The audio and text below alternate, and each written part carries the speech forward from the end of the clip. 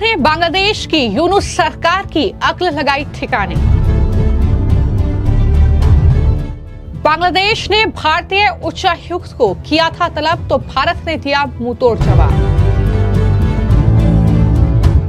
भारत ने बांग्लादेश के deputy high commissioner Nurul इस्लाम को किया तलब।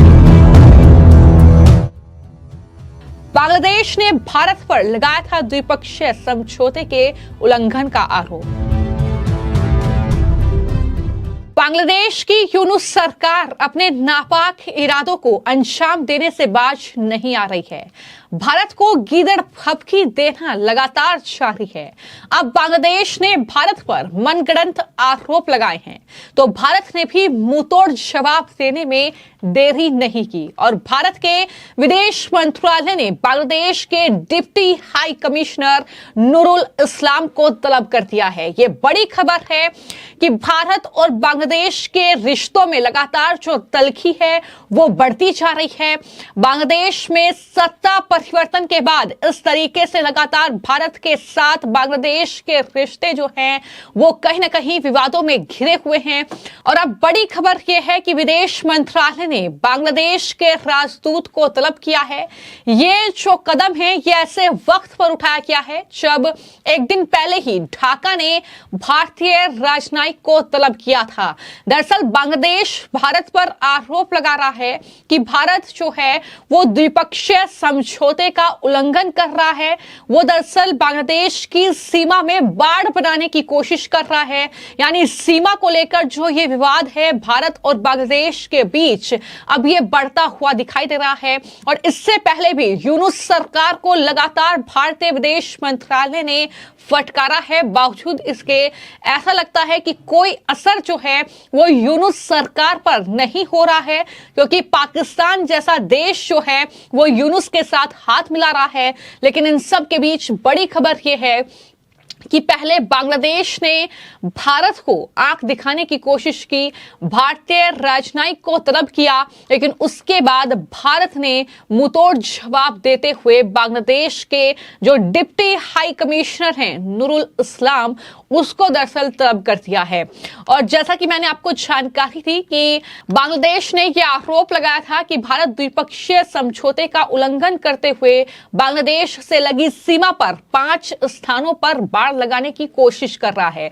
इसके कुछ ही घंटों के बाद ही भारतीय उच्चायुक्त को तलब किया गया और जिस भारतीय उच्चायुक्त को तलब किया गया है उनका नाम प्रणय वर्मा है। उन्हें तलब किया गया है और ये पहला मौका नहीं है। इससे पहले भी जब भारत और बांग्लादेश के बीच विवाद बढ़ा तो दरअसल इस तरीके से जो उच्चायुक्त हैं उन्हें तलब किया गया है, उनसे जानकारी ली गई है। और बता दें कि इसके बाद प्रणय वर्मा दोपहर लगभग 3 बजे विदेश मंत्रालय पहुंचे।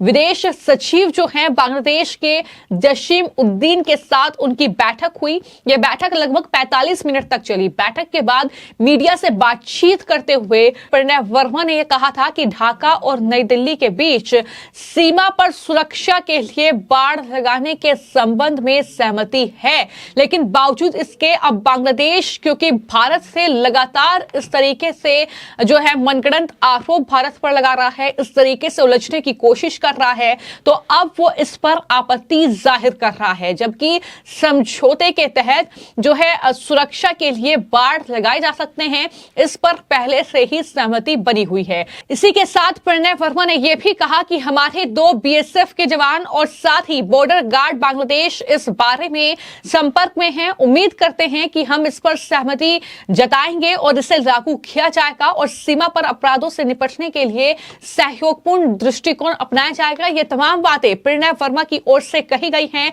लेकिन कुल मिलाकर हमने ये देखा है कि जब से बांग्लादेश में सत्ता परिवर्तन हुआ है, जब से यूनुस वहां के प्रधानमंत्री बने हैं, जिस तरीके से कार्यवाहक प्रधानमंत्री हम कहेंगे, और इस तरीके से बांग्लादेश में जो अल्पसंख्यकों पर अत्याचार हुआ है, जिस तरीके से वहां पर खासतौर पर हिंदुओं को निशाना बनाया गया है, उनका नरसंहार हुआ है, जिस तरीके से वहां पर मंदिरों को निशाना बनाया गया, इस्कॉन प्रमुख की गिरफ्तारी हुई और इस तरीके का ये नरसंहार वहां पर हुआ, जिसका मुद्दा काफी ज्यादा भारत में उठा।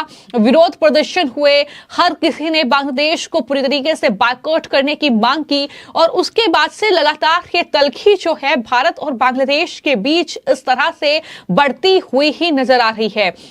अब जैसा कि मैंने आपको जानकारी दी कि ये सीमा को लेकर विवाद जो है एक तरीके से शुरू हो गया है।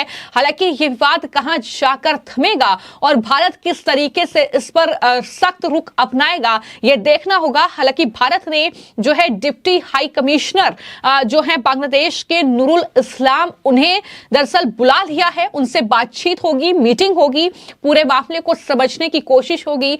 लेकिन इस पूरे मामले को लेकर तारिक ए करीम जो कि भारत में बांग्लादेश के पूर्व उच्चायुक्त रहे हैं, उन्होंने अपनी राय साझा की है और ये बताया है कि किस तरीके से ये सीमा बाढ़ का मुद्दा जो है वो भारत और बांग्लादेश के बीच कह रहा है। सुनिए उन्होंने क्या कुछ कहा है। What diplomatic strategies should Bangladesh adopt to address border tensions while maintaining cordial relations with India?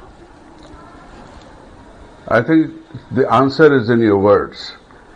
We have to maintain cordial relations. If we want to maintain cordial relations, then we must talk with each other. We cannot be making policies by crossing each other's signals. We must engage and we must diffuse. Bangladesh and India cannot afford to have hostile relations with each other. How has the leadership change in Bangladesh impacted relations with India, particularly in trade, water sharing and security? Well, a lot of emotions are in the play in both sides, in the media and social media. But my impression is that the governments of both the countries want to continue maintaining cordial relations with each other. And I think the official signals is what we should give importance to. Because the social media will feed a lot of news and fake news, which vitiates the atmosphere. That is not in the interest of either Bangladesh or India. Do you anticipate shift in India's approach towards Bangladesh under the new government?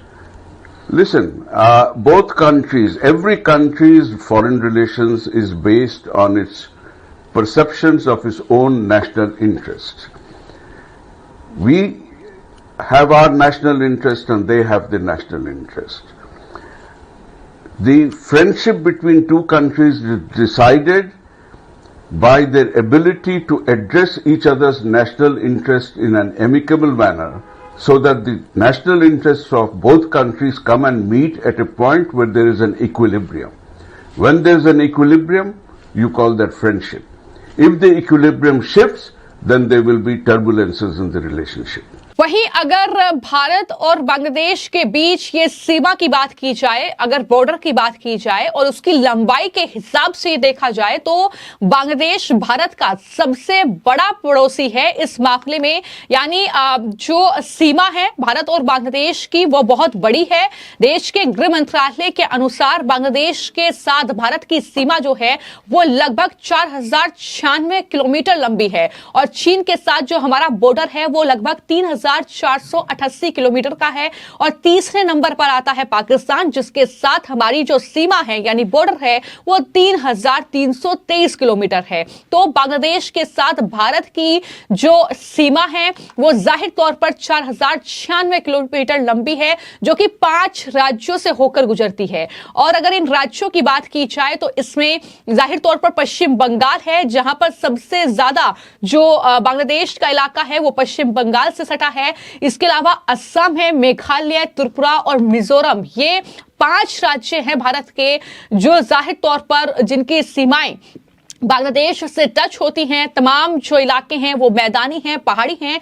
तो एक बड़ा area है जो कहीं ना कहीं बांग्लादेश के साथ भारत का लगता हुआ है और ऐसे में ये मामला गंभीर हो जाता है। और इस पूरे मामले को लेकर जाहिर तौर पर भारतीय विदेश मंत्रालय भी काफी ज्यादा गंभीर है, गंभीरता बरत रहा है। और यही वजह है कि जब बांग्लादेश ने भारत को आंख दिखाने की कोशिश की तो तुरंत भारतीय विदेश मंत्रालय ने भी बांग्लादेश के जो है हाई कमिश्नर को तलब कर दिया है। अब क्या बातचीत होगी, क्या निकलकर सामने आएगा, ये देखना होगा। फिलहाल आपकी इस खबर को लेकर क्या राय है हमें कमेंट बॉक्स में जरूर लिखें। धन्यवाद।